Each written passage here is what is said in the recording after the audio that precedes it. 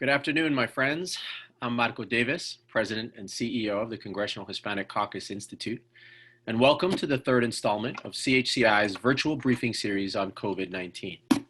Thank you for joining us today. Our briefing session this afternoon will focus on education and equity in post-secondary education in a post-COVID-19 society. I'm pleased to also share that Telemundo has joined us as a media partner, and they are streaming this session on their digital platform as well. And to that end, I have a brief message for the Telemundo audience.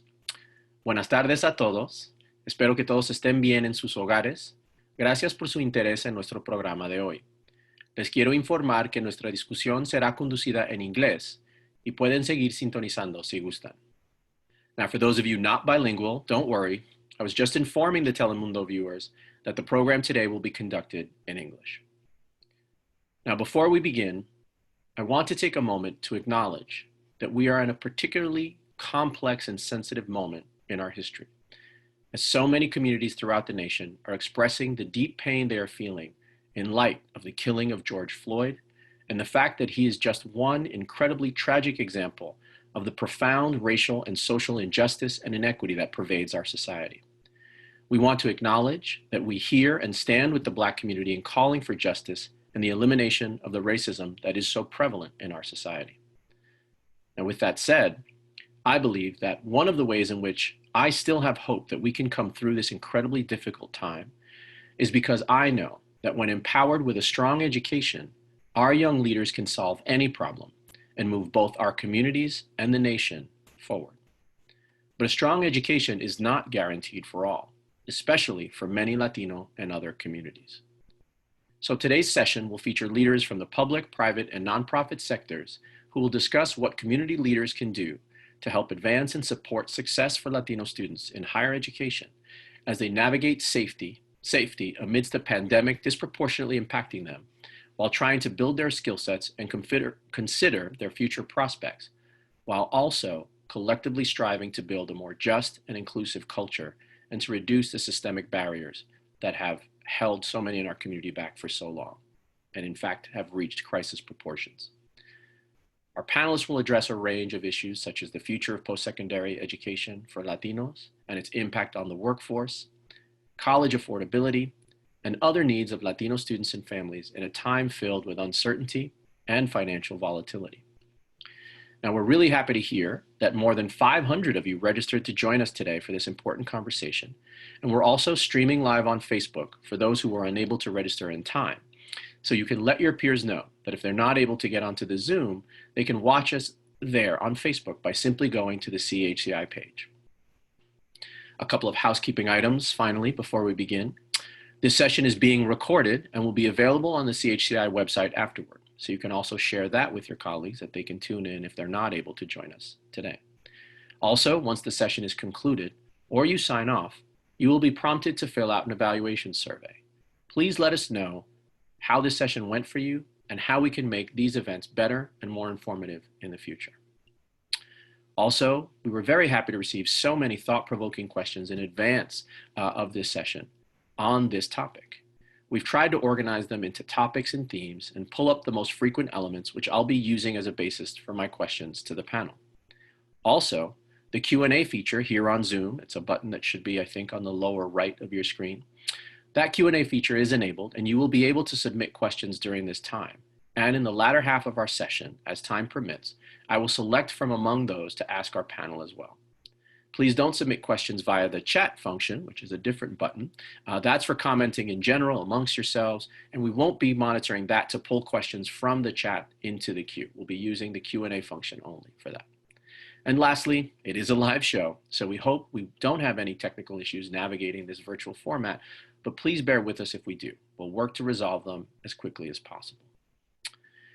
Now at CHCI, we focus on developing new leadership for the Latino community, convening established leaders from all sectors, and engaging in dialogue about the most important issues facing both our community and the nation.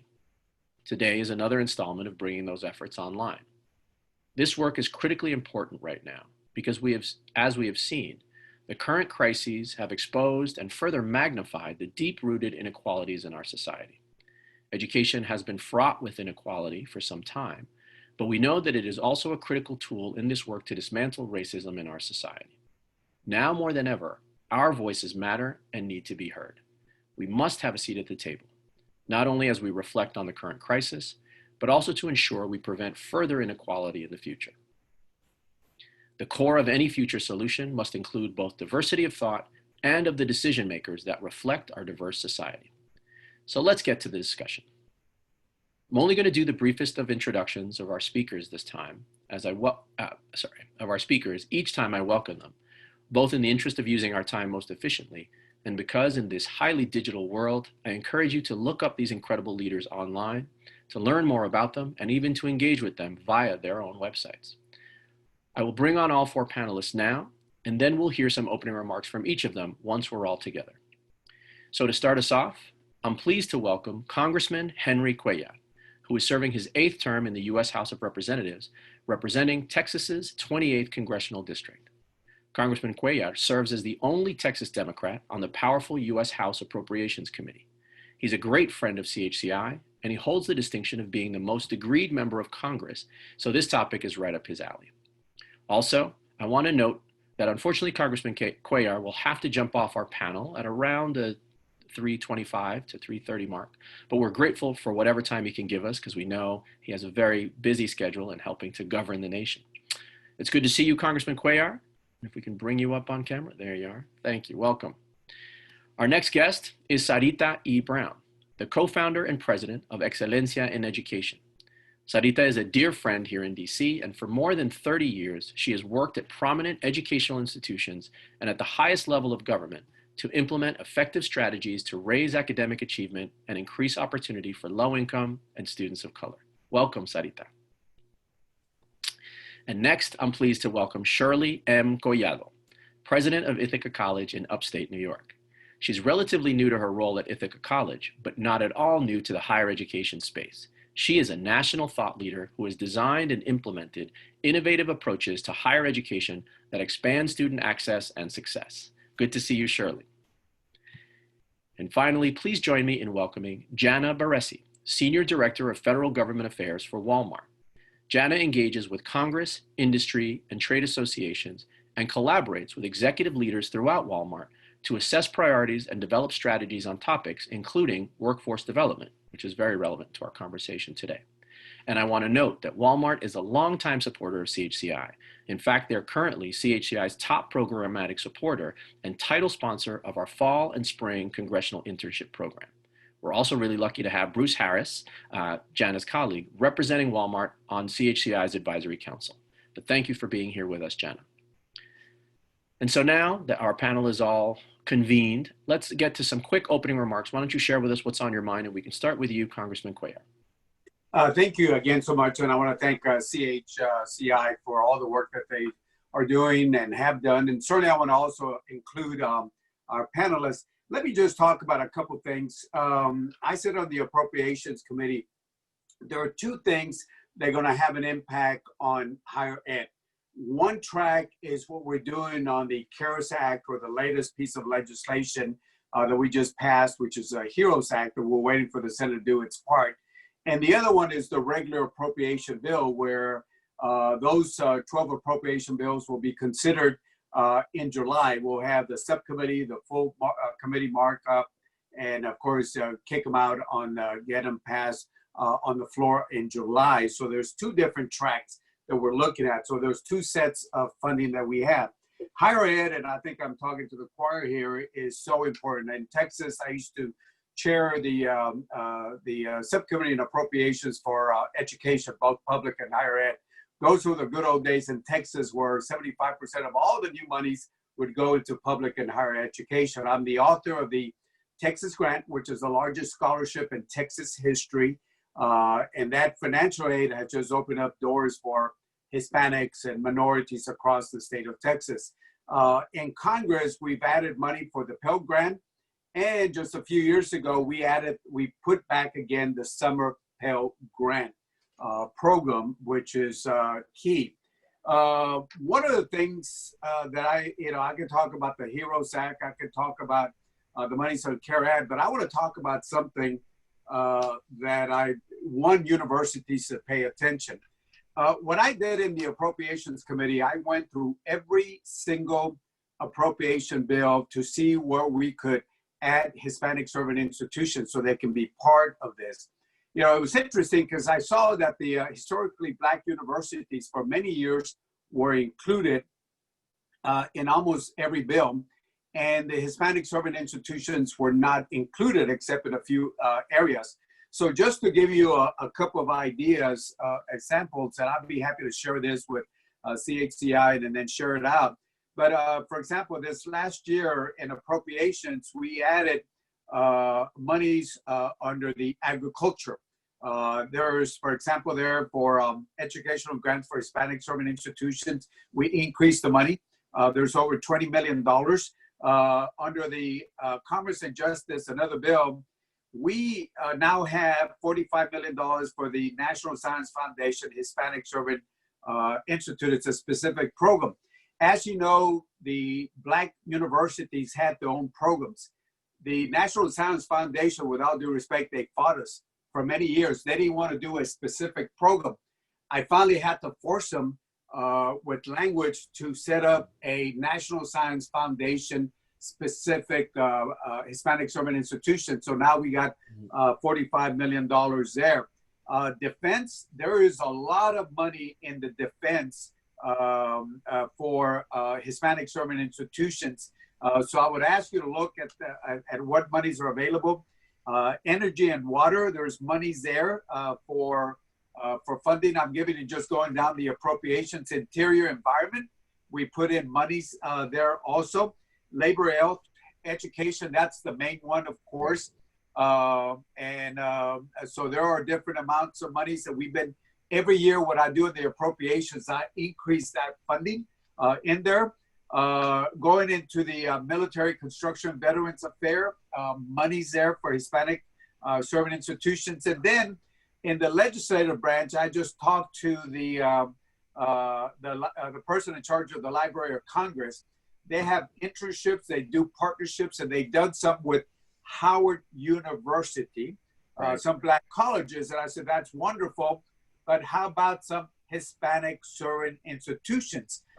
So what I've done in the appropriations is literally go through every bill, and if there was a Black college program, I would add Hispanic servants, or if the Black colleges were not there, I would add Black colleges and universities to make sure that billions of dollars that we spend out there, that Hispanic servants institutions would be able to tap into this particular area. So I love to share this with the Hispanic servant institutions, but the big one that took us a little bit of time was that I couldn't get why the National Science Foundation could do that for the Black colleges. And I'm not going to tell you what they tell me. I might almost embarrass what they told me, but I finally had to force them so they could have a specific Hispanic servant institution program. And that's going to be something that we're going to increase the funding. So I certainly ask, I know we have one of the university presidents, and we got also folks from the Excelencia. You really should take a look at this and give me ideas, because I think I've been able to increase in the millions of dollars in different areas of the appropriations of the budget for Hispanic servant institutions. So we certainly have to take advantage of that. So again, I'll let the other panelists, I'll be on for a while. I apologize, I have to go give a commencement speech, and I have to talk to some ranchers and farmers that before I go off to this commencement speech. So I'll stay here for another 10, 15 minutes. Thank you, sir. Appreciate that, and appreciate all the work that you're doing to try and help direct resources definitely to the school, to the Hispanic serving institutions, and frankly, I think all institutions of higher ed that serve Latino students, it's really critical. So, but let's go to you, Sarita. What's on your mind as we get started in our conversation? Well, queuing up the thoughts in this conversation, it's all about what do we do? And in terms of Excelencia, 16 years ago, Deborah Santiago and I co-founded this organization because with all the good work that was out there, we didn't see that people were looking at the kind of information that Representative Cuellar just gave, or the kinds of big data sets that are produced. And they then ask the question, so what do we do if there's an equity gap for Latinos? And so over these 16 years, we have built out a portfolio that absolutely right now we would want people to know, we would like people to look at, because in this moment, I think it is going to be a question of leadership at every level of our society.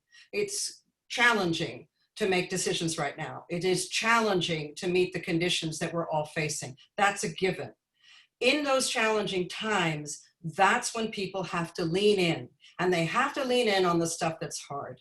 We can't keep talking as a country about the growth of the Latino community and not have concurrent measures that say Latinos need to be graduating from high school, they need to be going to college, they need to be entering the workforce. So that framework, even now, while we are in turmoil, is where we at Excelencia in Education are so grateful that we've been able to make common cause over these years with institutional leaders such as President Cuellar.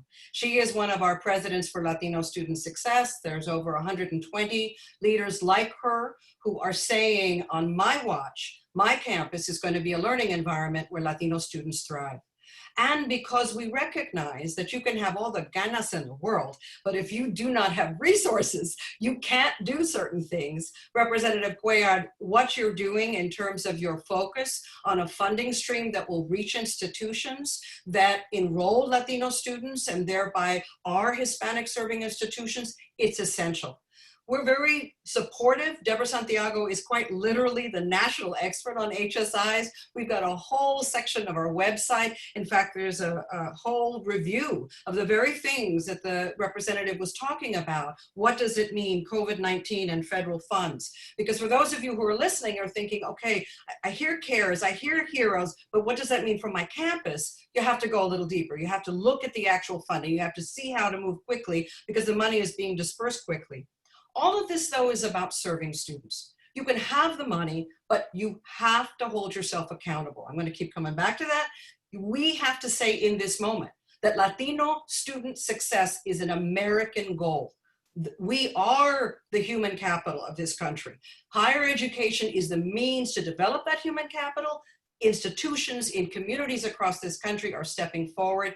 We're very privileged. There are 9 institutions that have actually earned the seal of Excelencia, a certification that looks really deeply at what institutions are doing to produce positive change for Latino students. And the final thing I'll say at the front end, because we are talking about a commencement season, I mean, it's a bittersweet juxtaposition. You've got students all over this country who are in a moment where they should be celebrating with their families, with their communities, and yet we're sheltering at home. Many people are in communities that are in turmoil, but this is still their moment. This is still where we need to say, we see you, we're with you, we want to support you. And that means all students. And at Excelencia, we're responding to that in a very particular way because of the efforts that we've invested. And that is something that we're doing on Friday called Greater Than Graduation. It's a moment for everybody to join us online. I'm not going to do the commercial right now. That'll be for later. But the point of it is, education is a human enterprise. And the change process that we were engaged in even before cannot stop. It cannot stop, even while we have to deal with immediate and urgent crisis. Thank you, Sarita. That powerful, powerful words, and definitely sort of quite a bit that we have to think about. So Shirley, tell us your perspective, how you're seeing it from your perch as a university president. Yes, well, thank you, Marco. And I feel so honored to be here with Sarita and this group of wonderful people, including our congressman and Jana. So thanks for creating the space, and esteemed members of the CHCI, really appreciate your time today. So, you know, so much of what Sarita says resonates with me, and I'll be brief, but I think it's important for context to talk about the positioning of, you know, being the first and what it means to navigate these spaces. I currently serve as the 9th president of Ithaca College, which is a comprehensive residential private college in the great state of New York, my home state. The first person of color to serve as president, and believe it or not, the first Dominican American to lead a 4-year institution of higher ed in the United States. And although I can say that with pride, we should not be in a moment in 2020 where I'm saying a sentence like that, and it's our reality. And as you all know, in negotiating these spaces, being the first to walk, we're talking about first generation college students, as Sarita said, is very, very familiar to me as a first generation college student. And having had the privilege, the opportunity through a very special program to have a scholarship to go to Vanderbilt University, my alma mater, where I served as was an undergraduate and now serve as a trustee. But really the bottom line is that being the first for Latinx students in particular frequently means that you're being asked to fit in a space that has already been established and wasn't historically established for you. And this is particularly true in higher education, a sector that I'm really committed to, but the reality is it's a sector that has been steeped in tradition, that's deeply rooted in practices that at times pathologizes students of color in particular around deficits, around cost, around quotas, and intellectual ability being questioned. And it's particularly true right now as Latinx students and their families disproportionately grapple with the impact of this public health crisis, of violence and race in America. And all of this is so clearly exposing what we've already known, but so publicly positioning the reality of the inequities baked into the foundation of this country and of the very sector that I serve and lead.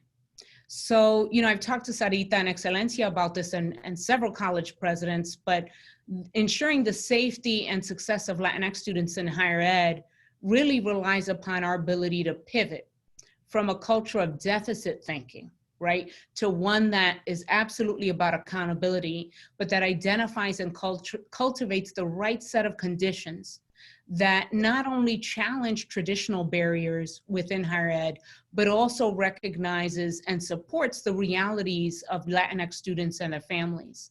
And that we see those realities as assets, as strengths, rather than problems and things that are pressuring our system or disrupting what I think is a necessary and healthy disruption in the academy.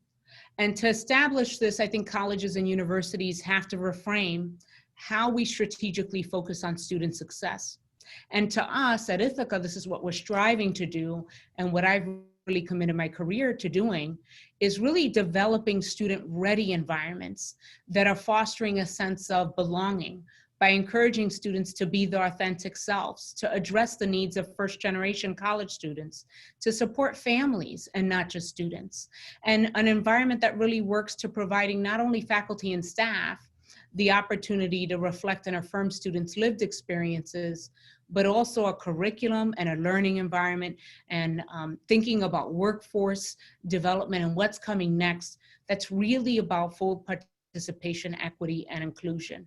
And that's what we're trying to do at IC. And I guess I'll close by saying briefly that until we in higher ed, particularly at predominantly white institutions, and I really respect and appreciate what Congressman Cuellar is saying about Hispanic serving institutions or HBCUs, but I've selected, in my leadership role to lead a PWI.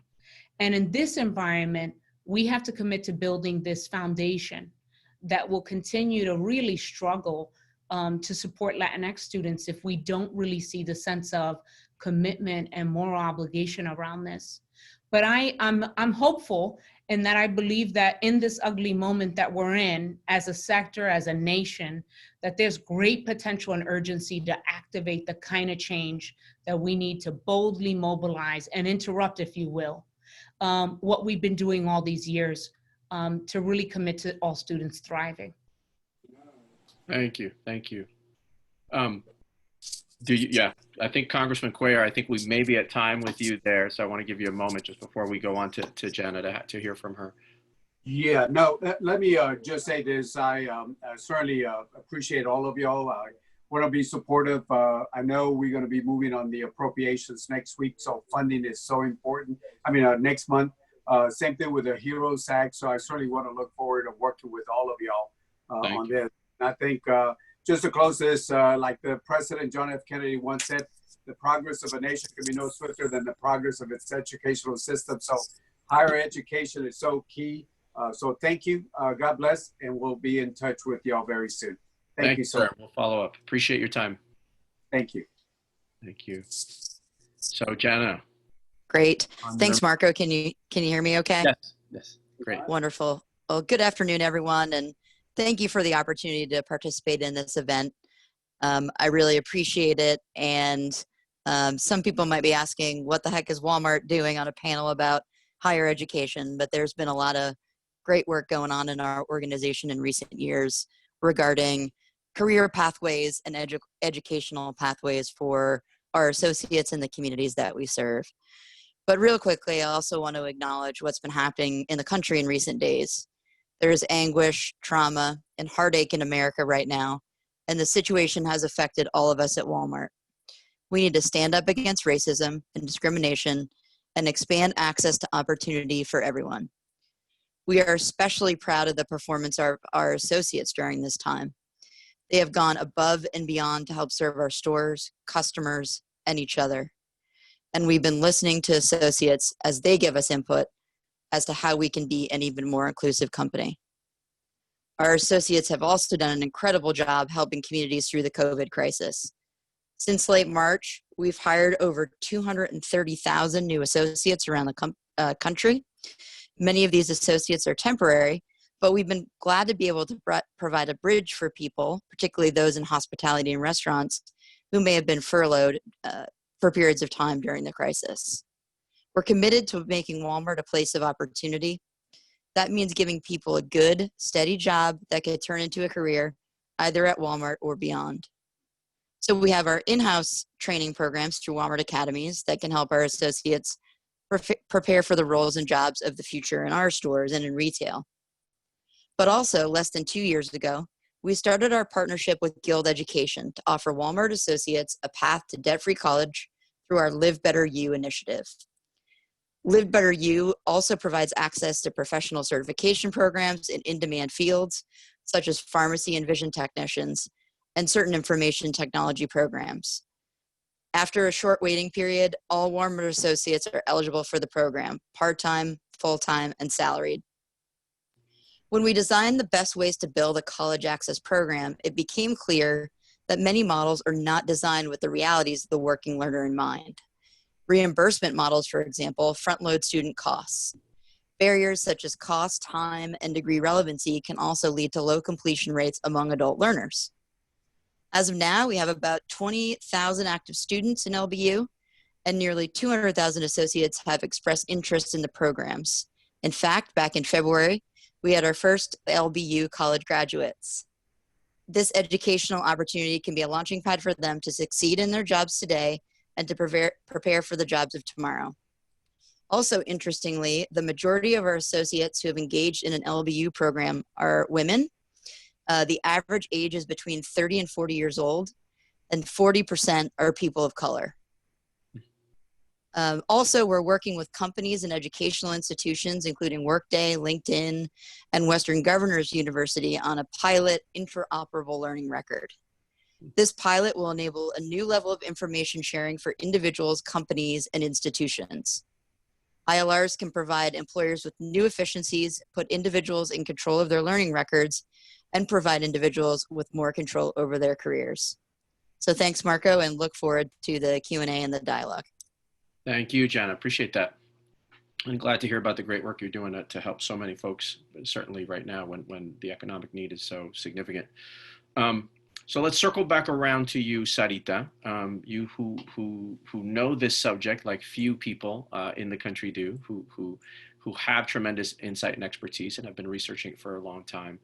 I think you tell me if I'm wrong, but I think it's fair to say that we've been making a fair amount of progress in post-secondary achievement. We've increased enrollment rates, et cetera, et cetera. We've been making progress, but of course, this pandemic has set in and sort of jumbled everything. How do you sort of see the current and sort of the prospects for our population in moving into higher ed? Have we been set back several years? Are we going to be able to sort of recover quickly in terms of the achievement. We were already started to shift our focus, I feel like, to completion, not to access and attainment as much, because we were starting to make progress there. What are you sort of seeing? And I know that some of the questions that have come in, that some had wanted to even be directed to Congressman Cuellar, but that you might be able to talk about is this question also about financing higher ed, right? What are some of the options in terms of, and or sort of what are the prospects now that, especially given the economic challenges that the country is facing, what does that portend for our community? So I think what is absolutely the case is that the numbers have been improving. Just to make sure the numbers have been improving, but I'm very impatient. So we were, even before, I mean, let's just take November, December.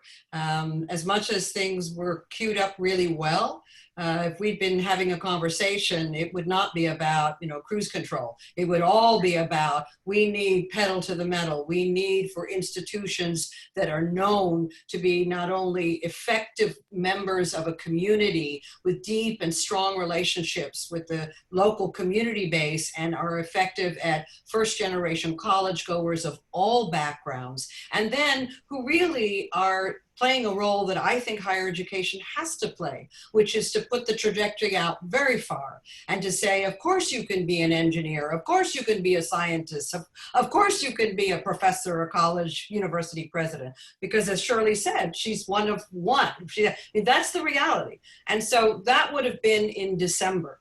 Now, as we started to move into this moment of the very institutions across the country that had to do what every institution had to do, which is in the middle of March. March 13th is a date that's really important for a whole lot of us, because that was the day when everything changed and everybody had to scoop everything up and they had to go to safety. Well, the truth of the matter is that low-income students probably have access to so much more when they're on campus. And when they go home, it's a beautiful place to be because you're in the cariño of your family, but you're probably very likely going to be sharing technology. There might be one computer in the house. You have to figure out, you're even in an area of the country, an area of a city that doesn't have good coverage. That was the thing that we talked with the leaders of the institutions that we have the privilege of working with.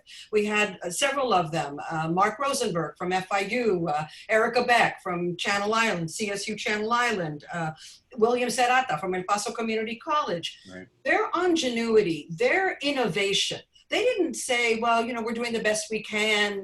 No, they said, we will figure this out. And if they had to figure out how to get people to go to the parking lot of the school to be able to then keep working, they did it. And that's the kind of leadership that all of us should be expecting. It's not to say that we're going to be harsh with each other. Of course, we have to be communal. We have to be kind. But the solutions and the statement that, of course, we will find solutions, and that when we find them, we will share them with all the students that need them.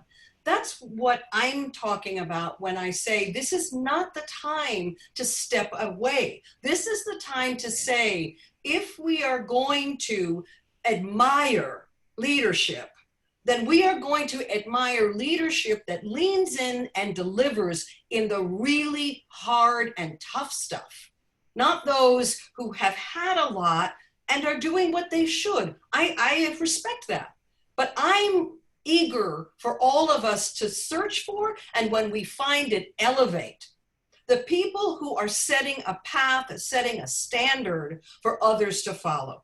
And as it relates to this whole federal resource, I think Shirley is in a great position because she has to make all those tough decisions in a local place. But I do think it's what you are doing with this very discussion, Marco. It's facilitating the capacity for all of us as stakeholders who are betting on the future and who believe that higher education is the means that we're going to get through this, to allow us to talk together, to facilitate the collaboration, and then to deploy it. So there's many things that I think each of us can do. There are enormous things that we can do collectively. And when we do it, I absolutely want to say, in this moment of pain, when we're talking about who deserves justice, absolutely, there has been wrong in this country that all of us need to step forward and speak about. And the empathy that we have for those who have been hurt, we feel we need to express. And one of the ways that plays out in higher education is the empathy that you feel for all first-generation students, whatever their background is, because they're having to step into an environment, as Shirley is saying, that really isn't designed for them. They are the ones who have to figure it out to make it work. And for those people who know how to do it, and you have a lot on your audience right now, they're the ones in communities, they're the up and comers, they're the folks who have achieved an education, they are interested, they're interns, they're interested in first careers. I think leadership is you just ask yourself every day, what can I do? What can I do? Not what somebody else does. And answer that first for yourself, and then start talking about what someone else can do. Great. Thank you for that. Super, super profound and helpful, right? Really informative. So Shirley, I want to ask you a question. I want to ask you and in fact, I've seen this come over a couple of ways in some of the Q&A questions. Because I think, you know, as you mentioned yourself, I think you're in the best position for us to ask. You are a first, and as you said, like it shouldn't be so unique, right? That and it shouldn't be so frequent still that we have firsts. So what are your thoughts on how we address, because leadership, folks have mentioned and folks have had questions a lot about that have an aspect about sort of that there is a need for more leadership, right? There's a need for more faculty, for more teachers, and more leaders, I would argue, right? So university administrators on up to the president, even at the K-12 level and so on. So what are you seeing and hearing from your peers, from fellow college presidents? What are you seeing and hearing from folks in the community? And based on the path you've laid, what would be your thoughts and suggestions for how we can get more folks into presidents' offices to join you among those ranks? Yeah, that's such a great question, Marco. And I take this role so seriously. And by the way, the comments from several of the participants have been really inspiring and motivated. You know, it goes back to so much of what Sarita said and in your opening remarks, Marco, and that is, if we systemically approach the whole system of higher ed and really stop approaching it from what I call, you know, Lonnie Guinier, law scholar, amazing voice, not only in law and education, but talked about, you know, cosmetic diversity. And this idea that and this is true for predominantly white institutions, but by the way, it's also true for Hispanic serving institutions that became HSIs over time, is you're dealing with the system in the periphery, rather than bringing these core issues about equity and justice to the central main kind of hardwiring DNA of a place. So it's very, very easy, I think, as a program, you know, as a president, to add a program, add a recruiter, hire this one person of color that's a chief diversity officer or whatever. And I'm not saying that to disrespect anyone in any role. It's quite different when you approach the entire system with the lens of from policy to facilities to what you do to language to space, everything that is the life of a student as part of this culture that continues then to reflect back. I'm affirming you. I'm not just inviting you into my house so that you could become like me. And so that is so fundamental in order to inspire young brown and Black people to emerge into these spaces, to be on a track to become, you know, I think most college presidents, they're not planning on becoming college presidents. You know, this is life's work. This is love work. And for me, it's justice work. So that's really big, but it's also being very intentional about creating pathways. If we think about organizations like the CHCI or the American Council on Education or Excelencia, on and on, kind of think about where do we allow that leadership to flourish and really develop. And it has to be critical mass, it has to be intentional, and it has to be systemic. At Ithaca College, I would argue that I have probably the most diverse senior leadership team in the country in higher ed. That's been very, very intentional. And so that's very important. And I'm not at a Hispanic serving institution. I'm not in a major city. I'm in a college town in central New York. So I think when people see themselves in the work, not just in cosmetic positioning, peripheral kind of add-ons, even when it's not perfect, and we're far from perfect here, I think it's a game changer. And I will say, just to say, because she needs to, she probably has people who love her here, but there is another Dominicana who just became a president, Milagros Peña, Millie Peña, who will start officially at SUNY Purchase, come back to, she's a New Yorker like me. She will be the other Dominican president in higher ed at a 4-year major institution as part of the SUNY system. And it's, you know, I called her and I said, this is amazing, thank you. So now there'll be 2 of us in New York, right, and in the country, but it's that kind of intentional. Yeah. And even when you get at this level, that you're constantly, you know, reaffirming that people like us absolutely don't just belong in these roles. I love what Sarita said about this is America. This should be an American agenda. Yeah. And that's really the game changer for us. And CHCI is obviously playing a major role in that. Thank you. Thank you. Appreciate that. No, well, glad to hear that you are the first, but so quickly you're not the only anymore. Yes. Good. No, and thank you for all of your comments. Absolutely inspiring as well. So helpful. So Jana, as you mentioned, we were deliberate in bringing you on board, and not just because Walmart is a fantastic partner, which they are, but there was an intention. And so a lot of the conversation, I think, has always been, or at least in my experience, at least in recent years, if not longer, has been about how do we create more linkage and create more relevance between post-secondary education and the workforce, right? Like what ultimately are, and there's a big debate, obviously, about sort of the ultimate goals of higher ed. I think it's safe to say one of, maybe not the primary, and certainly not the only, but one of the purposes, right, of post-secondary ed is to help equip people to become more successful in their careers, right, in the workforce. And so we thought it was helpful to hear from you again. And as you've mentioned already in your opening remarks, there is tremendous insight and perspective, the role that Walmart plays in having both a grasp of the needs, right? You have significant impact on, you have significant number of people in the workforce, and also therefore you have insight into people coming into the workforce, people coming to you and joining your ranks. So what are from your perspective, what are you seeing that may need to be changed, that employers may need to think about, and or institutions of higher ed may need to be thinking about, that perhaps might need to change, or anything, particularly in light, again, of the pandemic, of the fact that sort of things have been disrupted so dramatically? And maybe there's innovations that you can point to, et cetera. Oh, and by the way, before you answer that, there were a couple of questions about your college program, and we're going to get the URL from you, and we'll share that out for all the attendees. Great. So you can plug into that.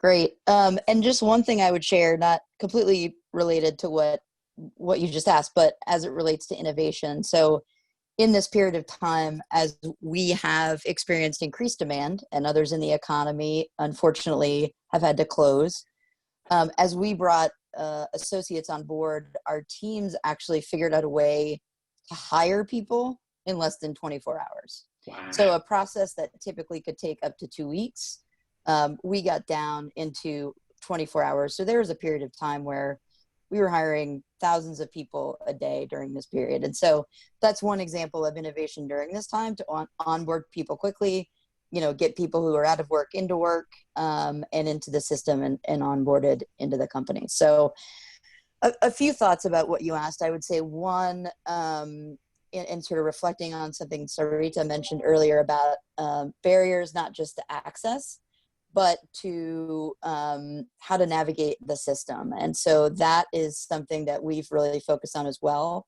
with Guild and Live Better You, is basically a coaching infrastructure to help people along the way. So to help them navigate the schools that are in the program, what programs might be of interest to them, how they, so some schools are application in the program, others are open access, kind of figuring out how they get in, how to fill out a FAFSA form. I mean, things that people, who haven't had experience in the higher education system previously may be very intimidated by, quite frankly, and building that sort of support and infrastructure around it to enhance their ability to not just get into the program, but complete it.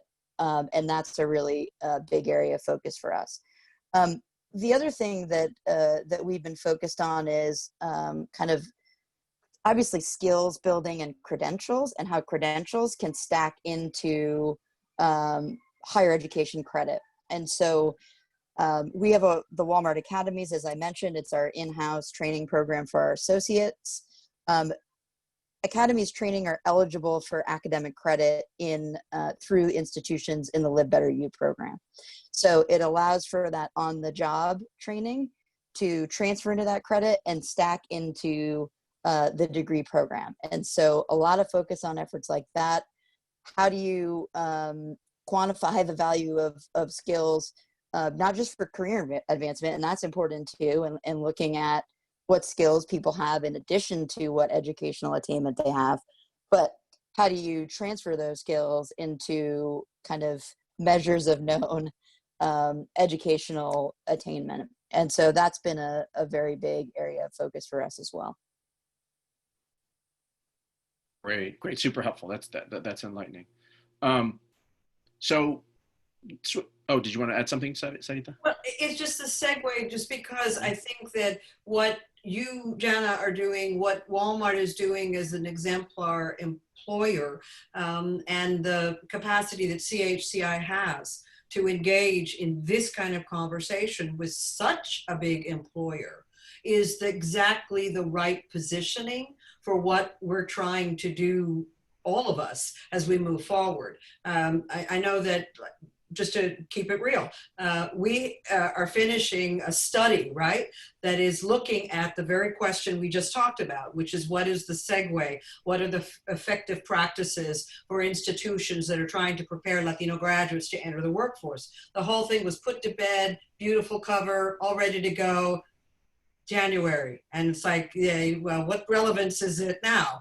And so what we did was we pivoted, because not only was it the institutional leadership of 4 institutions, but it was very much the kind of things that Jana was saying, which is it's also the employers. Because the economy that we're going to be facing, I guess we all have our own lane and we run in it, but we're trying to get to the same place. And so the capacity to really knit it together so that it's that which is effective for Latinos, from the point of whether it's a credential, whether it's a degree, whether it's a first job, whether it's a career, it's going to take that kind of alliance. And so I just want to flag that, because I think that we all have to get keyed up for what we're going to do to right the ship, what we're going to do to lead to the future. And I can't say enough about how powerful it is to facilitate, Marco, to facilitate this kind of conversation. Thank you.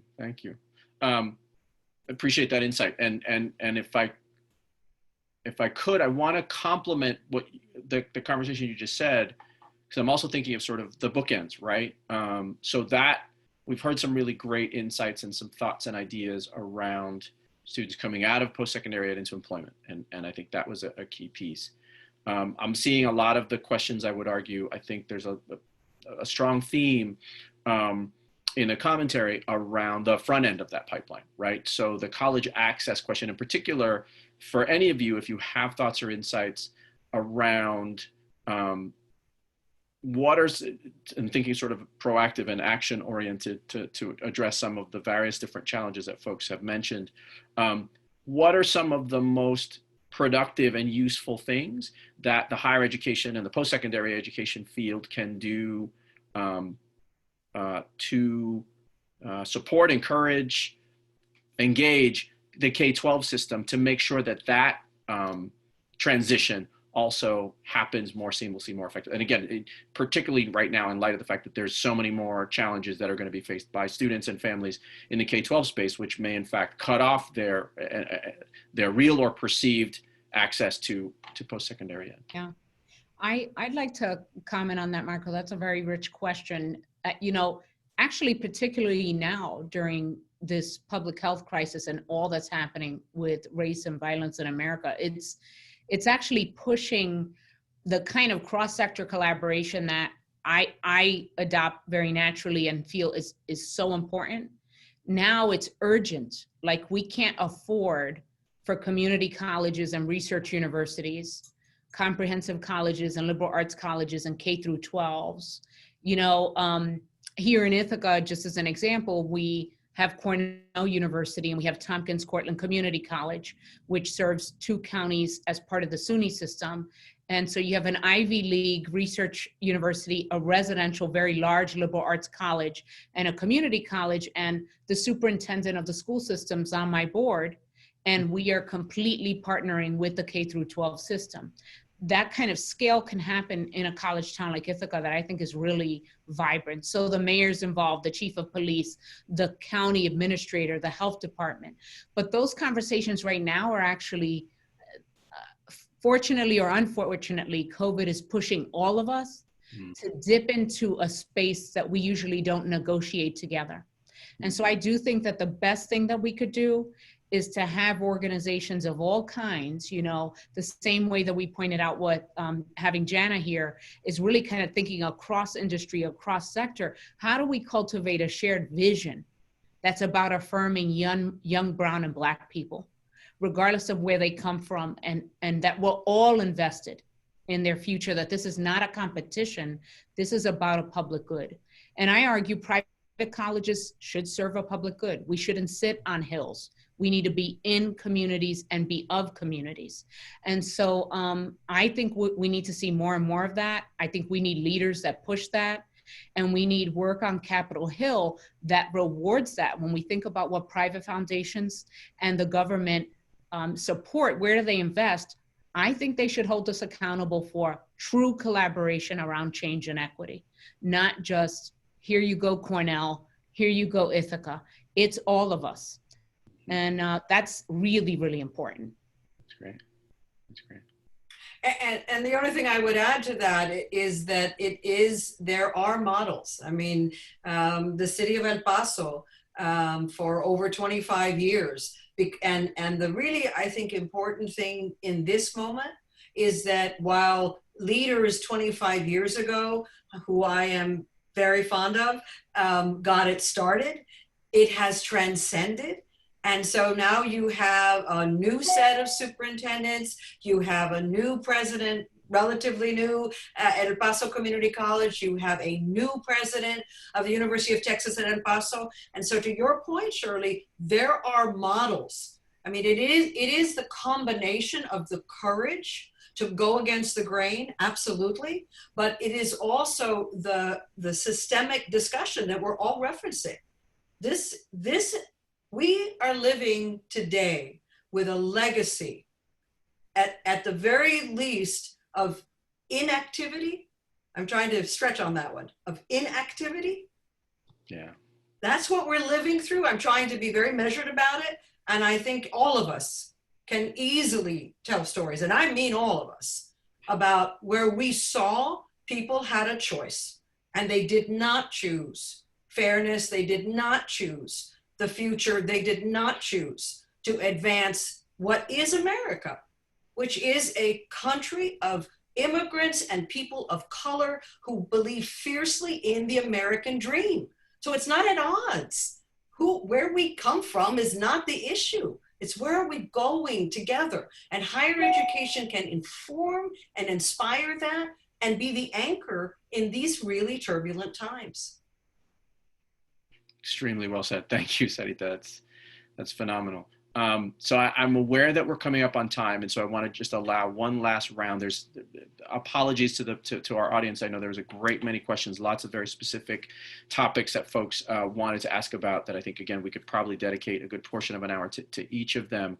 One of the things we will do, we have committed to do, is that we're going to save the chat and the Q&A list, and we're going to try to gather information, and we're going to reach out to our panelists if there are resources, if there are websites, if there's information that can help answer some of those questions. We will actually then, we issue a recap to all of our attendees, and so we'll include that in the follow-up to sort of try to get folks some of the specific things and some of the pieces I think that might be helpful is highlighting, which I know Sarita, you for sure can do, and Jana, you may have access to either at your employer or through some of your colleagues in the private sector, some examples, right? Some bright spots, some places, and certainly Shirley, obviously in your community of leaders in higher ed, places where there are model programs, right? Where there are successes, where there are innovations, where there's partnerships that can talk about some of the things. We heard questions around mental health. We had some questions and how to provide supports to students, especially now, I think more than ever, but certainly always, right?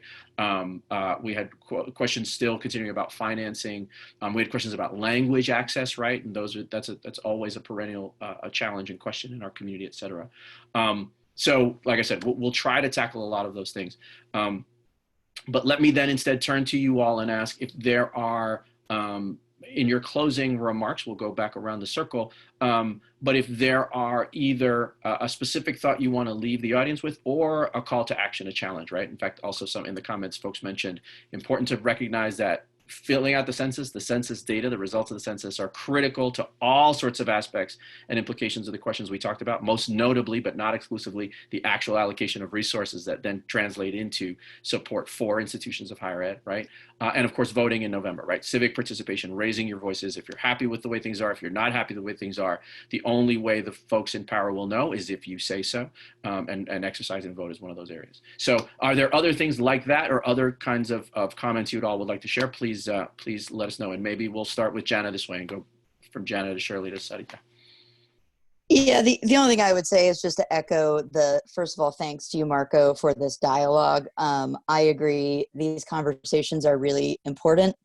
We're a large employer and we're a large company, but as it relates to higher education and programs for our associates in that space, we're relatively new to it. And so I think that we are open to learning from others who have a lot of expertise in this space, working collaboratively with higher ed and others in the business community to figure out what works for working learners, where there are opportunities to help working learners build skills. And like I said earlier, also kind of stack those skills and that skills attainment into higher educational credit and degree programs and completion. And so just really appreciate being part of this today and look forward to the ongoing dialogue. Thank you. Appreciate that. And we look forward to certainly, I think many folks probably watching look forward to seeing partnerships with you all. Shirley.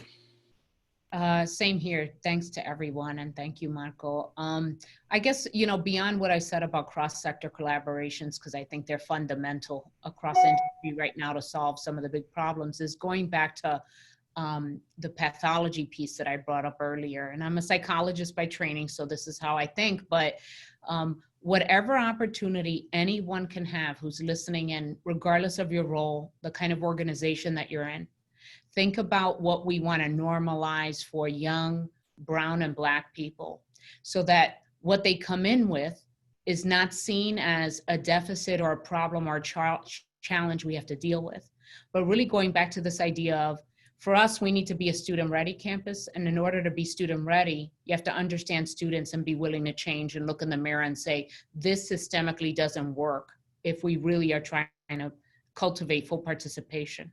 And so if we all did that, Walmart as an industry leader, in the private sector, in the public sector, across all areas, I think that we would have a buildup of talent and academic promise that's really, really affirmed.